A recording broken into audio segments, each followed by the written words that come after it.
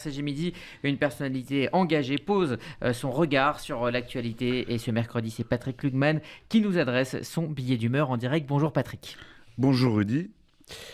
N'étant pas rabbin, n'ayant aucune qualité pour le faire, je ne m'exprime jamais en tant que juif, autrement que par des gestes rituels qui relèvent de l'intime. Je vais faire une exception pour parler d'Éric Zemmour, et sous un aspect bien particulier, la question juive.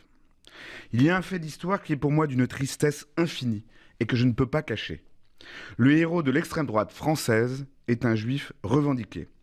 Et le judaïsme d'Éric Zemmour séduit jusqu'au pire antisémite. Jean-Marie Le Pen déclarait il y a quelques jours dans le Figaro que ce serait bien la seule différence manifeste entre eux et que cela permet à Zemmour de dire tranquillement ce qu'on lui a, à lui, Jean-Marie Le Pen, toujours reproché. Alain Soral, il y a plusieurs années, n'avait pas déclaré autre chose. Je le cite, « Éric Zemmour, aujourd'hui, sans doute, est celui qui est le plus proche de mes idées, c'est évident. Il est d'une communauté qui le protège d'une certaine suspicion. » Soral. J'ai lu l'autre jour la magnifique tribune des Klarsfeld. Les Juifs devraient se tenir à l'écart d'Éric Zemmour. Pourtant, et tout autour, comme vous peut-être, je m'afflige d'entendre Éric Zemmour se revendiquer du judaïsme et des Juifs, en tout cas des Juifs revendiqués, le soutenir en tant que tel. Je ne sais pas si vous avez remarqué dans les dîners en ville, le soutien à Zemmour commence toujours pareil. Quand même, il dit quelques vérités. Et puis, il est si érudit. Alors je me suis demandé, j'ai fait l'exercice pour vous, de quelle vérité mystérieuse Éric Zemmour serait le messager pour être ainsi crédité par des personnes qui se revendiquent de la culture, du raffinement de la pensée et même de notre tradition du livre. Alors je commence par un peu d'histoire. Éric Zemmour assure, écrit, répète à l'envi que Pétain a très bien protégé les Juifs français. Alors que nous savons que c'est de la main même du maréchal qu'a été annoté et aggravé le statut des Juifs qui mèneront nombre d'entre eux à Drancy puis à la mort. Il me revient qu'un jour, en audience au tribunal, sur cette phrase, Maître Jakubowicz demande à Zemmour « Mais finalement, combien de Juifs français sont morts pendant la Shoah ? Répondez-moi » Zemmour a cette sortie terrible. « Je vous vois venir, vous allez me compter les dénaturalisés, mais ils n'étaient plus français. » Tout serait donc bon pour sauver Vichy, même rappeler que son gouvernement avait ôté la nationalité à de nombreux Juifs, dont des enfants, avant de les tuer en tant qu'étrangers ou apatrides. Mais poursuivons. Quelle vérité donc, Zemmour? Quoi d'autre? Celle qui lui fait cracher sur la tombe des petits Sandler et Monsénégo qui ne seraient plus français, bien qu'assassinés en France comme juifs par un terroriste islamiste, parce qu'enterrés en Israël? Quelle vérité?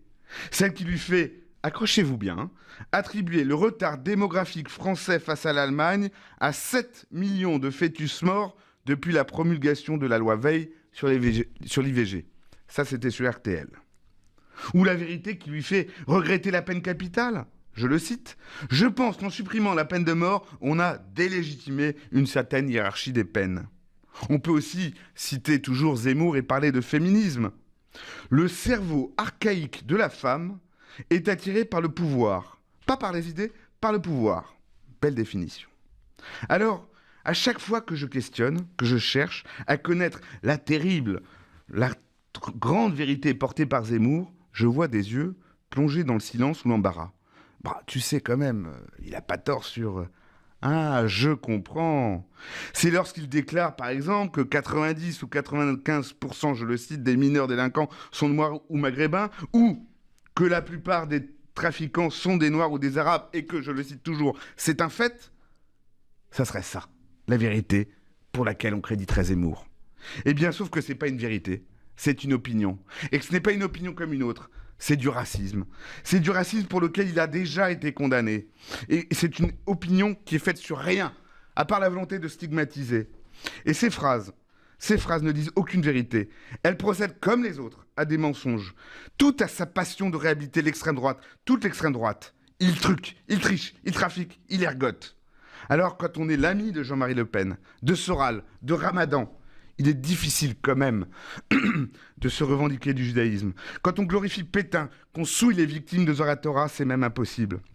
Je l'ai dit ici, à la suite des Klarsfeld, je le dis sur l'antenne de la radio de la communauté juive, Il n'y a rien en dehors de la naissance qui rattacherait Éric Zemmour au judaïsme.